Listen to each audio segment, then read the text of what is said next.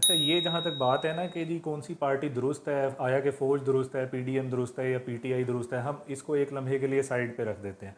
हम सिर्फ बात ये करते हैं कि जी इंटरनेट की जो बंदिश है उसके नतीजे में कौन सी चीज़ को कंट्रोल करना चाहा हुकूमत ने, वो थी प्रोपेगेंडा। कि प्रोपेगेंडे को उन्होंने कंट्रोल करना चाहा और उन्होंने बेसिकली जो अपनी मर्ज़ी का जो कंटेंट है वो उन्होंने चाहा कि वो ज़्यादा से ज़्यादा प्रोपेगेट हो। तो लेकिन ये बात जो है ना कि इसको इंटरनेट को बंद करके और प्रोपेगेंडे को कंट्रोल कर लिया जाए, ये आज के दौर में मुमकिन नज़र नहीं आती। आप अगर प्रोपेगेंडे को कंट्रोल करना चाहते हैं तो फिर आपको उससे ऊपर के लेवल पे, उससे ज़्यादा हाईएस्ट लेवल के ऊपर आपको जाना पड़ेगा। बेहतर आपको जो है ना वो अपनी कम्युनिकेशन स्किल उसको लेके और फिर जो है ना आपको बेहतर ज़राए इब्लाग के ज़रिए से, आपको बेहतर प्रोपेगेंडे के ज़रिए से ही प्रोपेगेंडे को कोप करना पड़ेगा, ना कि ये कि आप उसको इंटरनेट को बंद कर दें और आप कहें कि जी बस अब जो है ना कोई इत्तला नहीं जा रही लोगों को और हम अपनी मर्ज़ी से जो मर्ज़ी करते फिरें। ये आप शायद शॉर्ट टर्म सोल्यूशन में तो आप ये कुछ इससे थोड़ा सा जो है ना फ़ायदा हासिल कर पाएँ, लेकिन ये जो आपकी अप्रोच है ये पुरानी 80 और 90 की दहाई वाली, वो आज 2020 के बाद की दुनिया के अंदर वो काबिल कबूल नहीं होगी अवाम के लिए। आपको इस माइंडसेट से बाहर निकलना होगा। आप बात करते हैं जी कि nobody can fight with the state, तो भाई आप अवाम के लिए ये बात कर रहे हैं ना कि अवाम जो आपसे फ़ाइट नहीं कर सकते, लेकिन यही बात आप जो है ना वो अंकल सैम को भी करें ना कि जब वो आपको डू मोर कहते हैं तो फिर तो आप जो है ना बिल्कुल चारों शाने चित होकर पड़ जाते हैं और आप कहते हैं कि बस जो उन्होंने कह दिया और बस हम उसी के ऊपर अमल पैरा होंगे। वहाँ पे तो आप जो है ना वो ये बात नहीं करते कि nobody can fight with the state. तो आपकी ये जो रऊनत है, ये जो फ़िरौनियत है आपके लहजे के अंदर, आप बेसिकली अवाम को ललकार रहे हैं कि जी आप स्टेट के साथ आप फाइट नहीं कर सकते। आपको अपना माइंडसेट चेंज करने की ज़रूरत है। अब आप टेक्नोलॉजी को आप रोक नहीं सकते। जो जिन लोगों के पास भी मोबाइल है, जिन लोगों के पास लैपटॉप है, कनेक्टिविटी है, उनके पास जो है ना इंफॉर्मेशन पहुंचेगी, उनके पास प्रोपेगेंडा पहुंचेगा। आप उस प्रोपेगेंडे को अगर दुरुस्त नहीं समझते, उसको दुरुस्त करने का जो तरीका है वो आपको प्रोपेगेंडे के ज़रिए से ही उसको करना पड़ेगा। आप उससे बेहतर जो है ना वो प्रोपेगेंडा लेकर आएँ। आप अपना जो है ना वो जो आपके प्रोजेक्ट्स हैं उसको बेहतर तरीके से शोकेस करें। आपकी जो बेसिकली हिस्ट्री है, जो आपकी अचीवमेंट है, जो भी आपने अच्छे काम किए हैं, आप उसको ज़्यादा से ज़्यादा उनको प्रमोट करें ताकि लोगों तक ज़्यादा से ज़्यादा वो पहुँचे। अगर आपने वो किए हैं 75 सालों के अंदर कुछ अच्छे काम किए हैं तो यकीनन आप उसको शोकेस भी करें और लोगों तक पहुंचाएं भी। अभी ये बात एक अलग रह गई कि 75 सालों के अंदर कोई ऐसे काम किए भी हैं जो शोकेस करने के लायक हैं या नहीं हैं।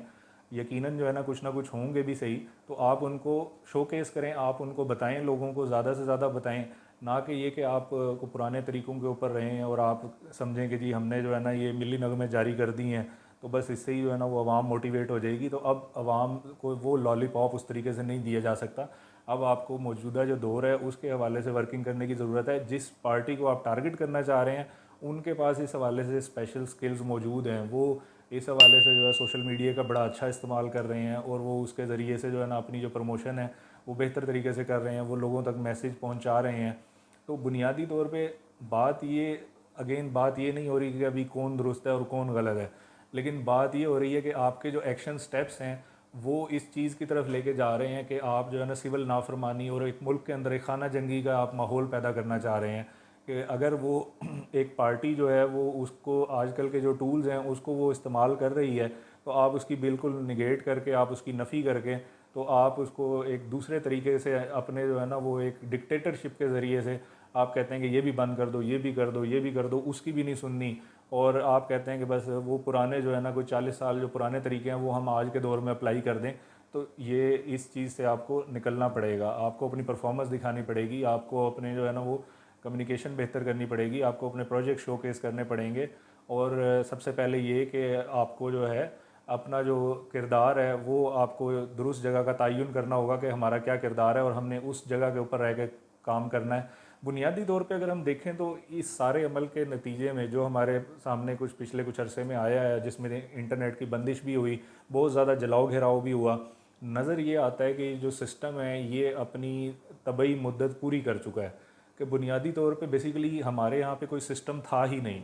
हमारे यहाँ पे जो है ना कोई सिस्टम पनपने ही नहीं दिया गया। हमारे यहाँ पे कानून की अमलदारी और कानून की पासदारी इस हवाले से जो है आइनी तौर पे कोई किरदार नहीं है। हमारे यहाँ पे क्या रहा है कि यूरोप और अमेरिका की जो मफादात हैं यहाँ पे उनकी पासदारी होती रही है, उनके हवाले से और उनके प्रोपेगेंडे के तहत यहाँ पे सिस्टम को चलाया गया है। और अब आके चूँकि ये एक सिस्टम जो है इसकी बुनियादी तौर पे जो अपने कोई पैर नहीं थे, इसकी अपनी कोई स्ट्रॉन्ग फाउंडेशंस नहीं थी, अब उसके अंदर आके एक वक्त ऐसा आ रहा है कि जब आहिस्ता आहिस्ता सारे के सारे जो इदारे हैं वो एक्सपोज होते जा रहे हैं, अवाम को जो है वो कुछ चीज़ों की समझ आना शुरू हो गई है, अवाम अब अगले दर्जे की बात करते हैं, वो इस चीज़ को समझने लग गए हैं कि भाई ये सिस्टम जो है ना वो इस तरीके से नहीं चल सकता, इसको अब चेंज करने की ज़रूरत है। क्योंकि इस मौजूदा निज़ाम के अंदर आप किसी हाजी को ला के बिठा दें, किसी हाफिज़ को ला के बिठा दें, आप जो है ना कितने ही नेक और फरिश्ता सिर्फ बंदे को ला के बिठा दें, वो इसको नहीं चला सकता, क्योंकि इसके अंदर कैपेसिटी ही नहीं है कि ये उसको डिलीवर कर सके।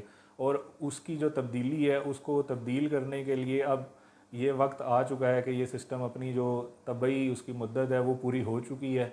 अब इसकी जगह के ऊपर अल्टरनेटिव और एक रिप्लेसमेंट के अंदर जो निज़ाम आएगा वही इसको सही चलाएगा।